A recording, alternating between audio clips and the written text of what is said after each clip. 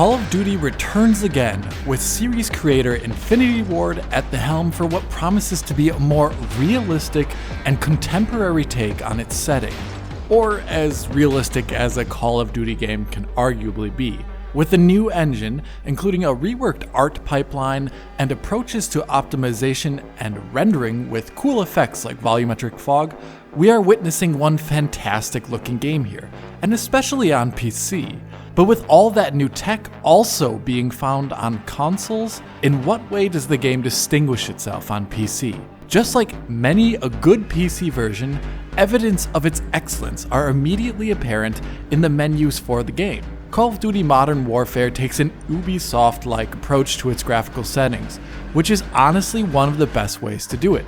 Nearly every option in the game has a slider letting you know where the highest options can be found, and there's accompanying text and images that explain that difference found in the option. So you can already have a great idea of your performance and visual implications for each setting the game offers. I'm so happy that more developers are willing to allow such a wealth of customizability and exactness that such a menu offers. But for me, Infinity Ward has gone one step further with this game being a DirectX 12 only title on PC, allowing the game to take advantage of the large multi-threaded CPUs we have available here and other core API advancements such as DirectX 12 ray tracing. Curiously though, pre-launch announced support for variable rate shading, which has recently been codified into the DirectX 12 standard, cannot be found in the menu. Variable rate shading, or VRS, intelligently reduces the rate or quality of shading for objects of overly similar color, darkness, or speed in areas where the human eye can honestly not resolve a difference, so it maintains quality while increasing performance. So either VRS is not included in the retail release here, or it is baked into the engine with no toggle available. But what can be found in the graphics options is something increasingly rare: a real exclusive full screen mode with full-on selectable switches for your refresh rate and internal rendering resolution of the game. That's really commendable, as apparently Microsoft has deprecated exclusive full screen mode. I really enjoy choosing my refresh rate and resolution independent of my desktop resolution. So bravo, Infinity Ward. Speaking of refresh rate, any sort of bugs that people reported to me in the beta about animations being locked to 60 FPS seem not to be found in the game in my experience, with each frame of animation at 120 Hz or higher being unique and looking absolutely excellent in slow motion. And if your CPU hardware are up to the task, which both a Core i5-8400 and Ryzen 3900X managed artfully, then yes, you'll be sailing wonderfully at frame rates well in excess of those found in consoles.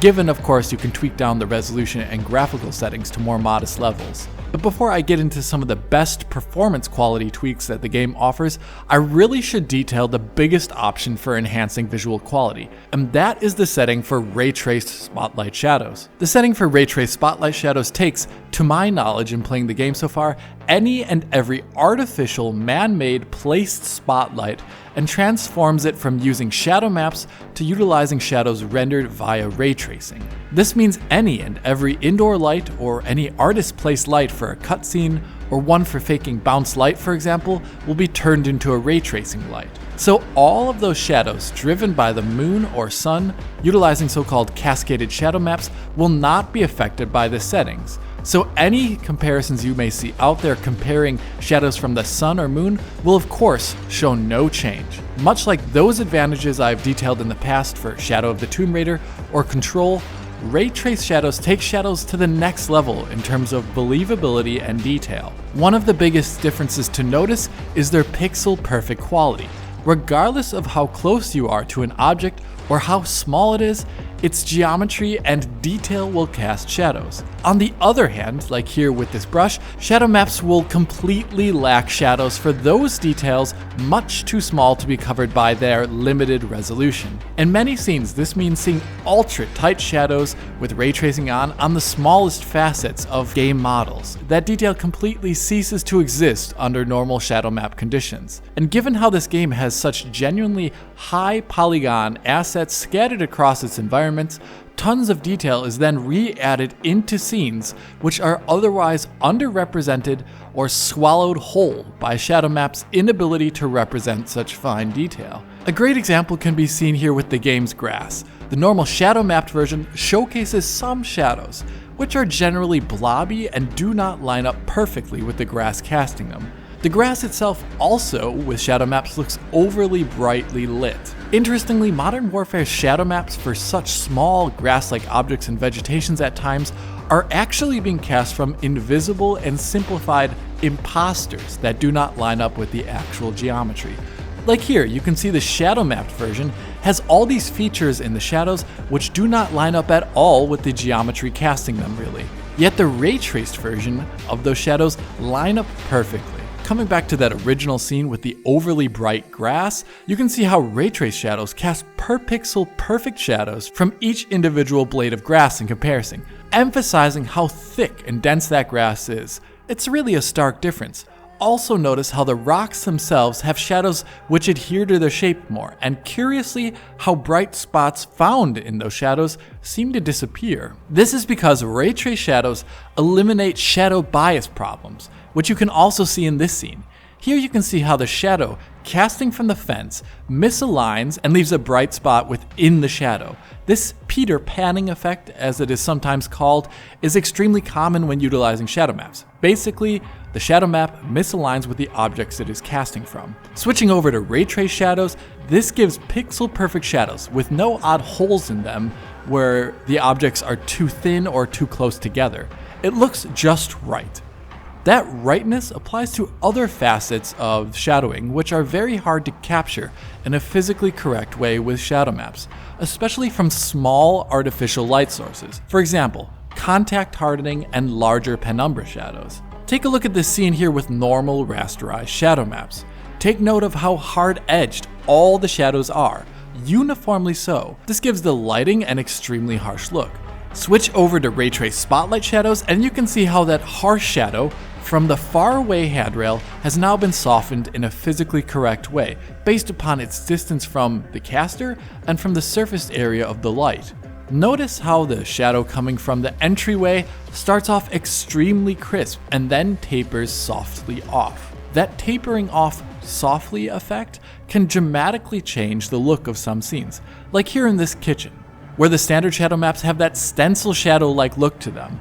That high resolution used in the shadow map to prevent aliasing has that necessary side effect of being overly sharp. Switch over to ray trace shadows and you can see a different story, where that larger light bulb size from the light above combines with the unique form of the shares, casting extremely diffuse shadows. And if you look over at this character's leg, you can see how it has that distinct, realistic contact hardening. It gets more diffuse the further the shadow goes out. If you go one room over in this house, you can see that effect, but even more starkly, where shadow maps look overly harsh and stark, while the ray trace shadows soften and increase the room's ambience in a dramatic way. This is perhaps one of my favorite examples of the differences. It just looks so much better. So all in all, the ray trace shadows are an immense upgrade for realism in the game's graphics, but they are not 100% perfect. This is real-time ray tracing. For example, on some assets, you can see some of the faults in the underlying geometry that only show up in the ray trace shadow version. Like here, you can see the triangles almost. Also, if you look extremely close at objects that disappear over the course of one frame, so they just kind of disappear, you can see the temporal component of the ray tracing denoiser showing up as a slight shadow ghost almost. Another problem only seems to happen under certain lighting scenarios with certain large area lights, as I can see, such as the large square area lights in this office building, which seem to produce grainy area light shadows, but other light types like the bulb type do not and look rather great. The last artifact I noticed in-game is how ray-traced grass shadows might be much more realistic due to their detail, but the shadows themselves from ray tracing do not move even though the grass might. I imagine this is because grass animation is done through something called vertex color animations, which cannot be so simply passed onto the ray tracing, and this is also something that other engines are having to contend with, like Unreal Engine 4. But really, that is such a small problem in comparison to the generally much more stable and realistic look that you get over shadow maps, which even from the sun shadows at extremely high resolution manage to alias and flicker like you can see here. That is really flickering quite a bit for being so high res. So they look that much better in general, but the ray trace shadows also perform much better than I expected. But more on that later. Getting into the settings, there are about 5 big settings that you have to watch out for optimizing beyond ray tracing. The first of which is screen space reflections. At the highest setting, you get visible and realistic reflection stretching and it affecting a large portion of the game's surfaces. Going down to normal sees a removal of that stretching feature in the reflections themselves. It also runs around 6% better than high. Here I recommend normal for optimized settings. Going to low has it applying to a lot less surfaces on average, even though it nets a large 70% performance increase over high. When doing back-to-back comparisons, it was possible to see how Xbox One X runs this setting at the normal equivalent, lacking that aforementioned stretching. The next setting to look out for performance is tessellation, which is pretty simple. On all, you see tessellation going out far into the distance. On normal, it pulls the distance that tessellation occurs at closer to the camera, and it also has the 3% performance increase over the all setting. Off just turns it off, and I really do not recommend that at all. For optimized settings, I recommend normal, which is unsurprisingly the setting that Xbox One X uses when you do side-by-side comparisons, visible here on the ground with how the rocks look, for example. In terms of shadow resolution, we're looking at a game where adjusting shadow resolution on average really doesn't dramatically affect performance. Going from extra to high sees a 1% performance increase. Extra to normal, a 2% performance increase. Extra to low, a 3% performance increase. For optimized settings, I would recommend high here. Going back to that same theme of the evening, Xbox One X on closer inspection looks to be using the normal setting here. The last really large, obviously tweakable bit of graphical performance is in particle quality. At the high settings, particles are rendered at full resolution, but can be expensive when they fill up the viewport. Reducing the particle quality to low reduces the internal resolution at which particles render, but has a nice performance speedup of around 7%, and perhaps even more when it is really important. On average, I recommend keeping this to high for optimized settings, but honestly, it's not a large visual difference on average. If you care about frames when the heat is turned up in combat, I would actually recommend the low setting here if you're having performance troubles. Here, the Xbox One X appears to be using the high setting, as it does not get the larger aliasing on the edges that can occur with low. The one area of the graphics that I really wanted to tweak was the quality of volumetric fog, but as I found out rather quickly, you cannot actually directly tweak it. Rather, it is always on for balance and visual reasons in multiplayer, I imagine, but its quality scales directly with your chosen internal resolution. It looks higher res and more detailed the higher your internal resolution is, basically. That is kind of cool because the game will then scale indefinitely into the future, but it's also not cool because you cannot manually tweak its resolution. Here I notice interestingly that the Xbox One X's volumetric resolution is similar to some resolution on PC between the 1440p and 1080p output settings. It's hard to tell, but it's definitely not close to native 4K or 1800p. For the rest of the optimized settings, I recommend utilizing everything it cranked up essentially and making sure shadow caching is enabled. I could not measure a performance difference for both settings in stills, but it is better to be safe than sorry. But the most interesting story for performance in this game is that of ray trace shadows. When sitting still in single areas and measuring the performance of turning ray tracing on and off, it looks to cut around 20% versus having the shadows set to extra. That is honestly not a lot given its great visual return in many scenes. It is essentially an ultra setting above ultra, and I really like that. While there's not tons of scaling in the game in the settings provided, I really think the best bet for getting the game to run better on your GPU is by utilizing the resolution slider in many cases, something I found out quite early on in my play. Initially I had the game maxed and set to 4K on an Asus ROG Strix 2080 Ti. That honestly can run a lot of views in smaller scenes at 60 FPS, with ray tracing set to on. but if the view contains any bit of transparency effects in greater numbers, it would dip down, at times into the 40s, as you can see here. Heck, even turning off ray tracing with maxed graphics in this scene sees the FPS just scarcely above 60. Any action like you would see later in the game's campaign would easily see below 60 FPS, like you can see here. This is without ray tracing on. So to compensate, I simply would drop the resolution in many cases, as the game seems to be bound by resolution, especially if ray tracing is going to be on. At 83% of an in-game 4K output at essentially 1800p, that exact same scene I was at earlier and that same config is at 71 FPS and still looks incredibly crisp. I then played through the entire game at 1800p with ray tracing set to on and an extremely stable 60 FPS. There were only 2 areas where frame rates dropped, and that was namely due to something else: huge explosions and lots of particle effects and transparent geometry. 1800p with such a performance profile with ray tracing on is rather impressive as I see it.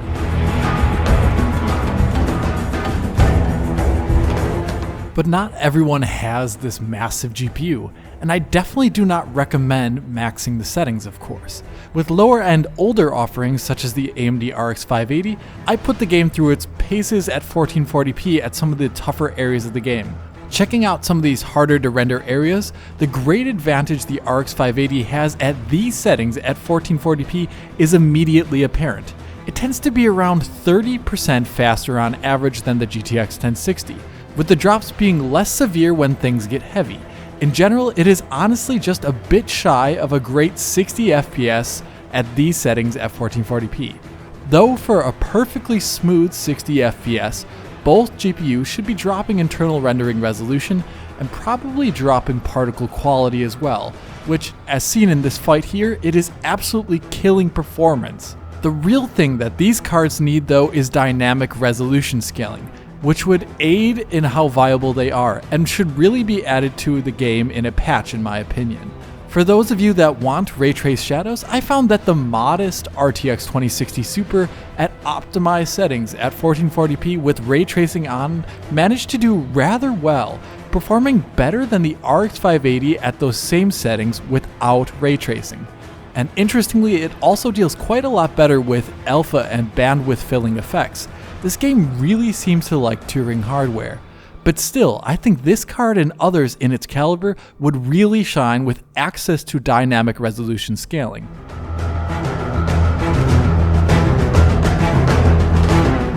So that's it in the end.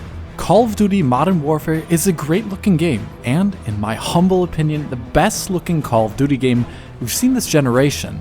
The ray traced shadow implementation runs really well, and in general, it is a great upgrade over the standard shadow maps. Though part of me wishes it offered an ultra setting above this, which converted sun shadows to RT shadows, and perhaps increased the range at which shadows rendered, which is otherwise the exact same with shadow maps. And honestly, who wouldn't love to see some ray-traced muzzle flash shadows on some of these night levels? Also, who wouldn't like to see the pre-rendered cutscenes actually run without skipping? This is definitely a fix I would like to see.